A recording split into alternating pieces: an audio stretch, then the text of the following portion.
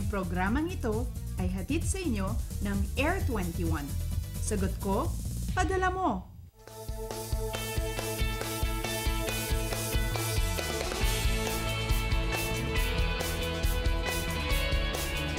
Good morning Luzon, Visayas, Mindanao. 4:58 ayon sa Philippine Standard Time at bangon na po tayong lahat ngayong Sunday morning. Pero hindi lang po ito basta-basta Sunday morning, no? Dahil ngayong araw ipinagdiriwang din po natin ang araw ng ating mga ama. So para po sa mga anak na maagang nagising ngayon, ikaw ate at kuya, ang gawin nyo siguro no ipagtimpla nyo ng kape si tatay at ganun din, i-massage nyo yung kanyang paa habang nagbabasa siya ng dyaryo. Nang sa gayon, masuklian natin yung kabutihang ginagawa sa atin ng ating mga ama. And of course, para nga naman malaman natin ang magiging panahon for today, dapat itutok na po ang ating mga telebisyon. Nito lamang po yan sa Panahon TV.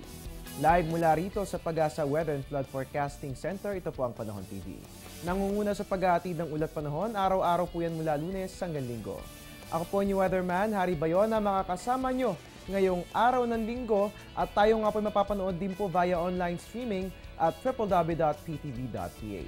Simulan po natin ang ating programa ngayong Sunday sa pamamagitan ng pagbabalik tanaw sa 23rd anniversary ng pagputok ng Mount Pinatubo. Ang mga kababayan, June 15, 1991, ito recap lamang po, no? Ang Mount Pinatubo nga po ay pumutok at ito nga po yung second largest volcanic eruption ng 20th century na kumitil sa buhay ng mahigit 800 na katao after ng 1912 Novaruptas eruption sa Alaska Peninsula. At ngayon, punta na po natin na magiging lagay ng ating panahon, or rather, balikan natin yung naging lagay ng ating panahon nitong nagdaang linggo at sisilipin nga po natin yan sa weekly weather recap. Mga kababayan, ngayong linggo nga po, no, maulang panahon ang ating naranasan dahil nga po yan sa dalawang bagay. Una nga po, apektado yung ating bansa, rather yung western section ng ating bansa ng southwest monsoon o hanging habagat. At pangalawa, dahil po yan kay Bagyong Esther. At mahalaga nga po linggong ito dahil noong June 10 ay idineklara na natin ang onset ng rainy season sa western section ng Pilipinas. And speaking of rains, talagang maulan ang naranasan nating panahon. Pero lumabas na rin naman si Esther nung Wednesday ng gabi. Pero ganun pa man, may isang LPA na naman tayong namataan at hanggang sa ngayon, ito ay ating binabantayan pa rin sa kasalukuyan. At mga kababayan, bago po natin alamin ang magigilagay ng ating panahon, dapat silipin muna natin kung anong oras sisikat si Haring Araw. Ang ating sunrise, mga kababayan, sisikat po si Haring Araw 5:26, lulubog naman 6:26. Ang ating moonrise 8:30 p.m., ang ating moonset ay 7:22 at may illumination po yan ng 95%. At ito po, usapang buwan pa rin. Alam niyo po ba na yung waxing gibbous moon makikita po natin sa June 15? Or rather today, ang waxing gibbous moon ay nangyayari sa pagitan ng 1 hanggang 2 linggo matapos ang new moon. At ito nga po yung phase ng buwan kung saan 75% o higit pa nito ang naiilawan. Lumalabas ito sa east during sunset. At usapang buwan pa rin, ngayong araw din po ay makikita natin ang buwan sa kanyang perigee. Ang perigee nga po yung punto kung saan pinakamalapit ang buwan sa Earth. At dahil malapit ang buwan, mas malaki ang itsura nito kung titignan sa langit. At dagdag pa dyan, mas malakas ang gravitational pull na dala nito, so asahan ng high tide o greater variation sa high tide o low tide.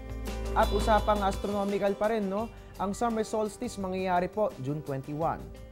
Ang summer solstice ay ang phenomenon kung saan pinakamaikli ang gabi at pinakamahaba ang araw. At ito nga po ay dahil sa nakukuha ng araw ang greatest declination ng positive 23.5 degrees at dumadaan directly overhead sa tanghali sa latitude 23.5 degrees north na siya rin kilala sa tawag na Tropic of Cancer.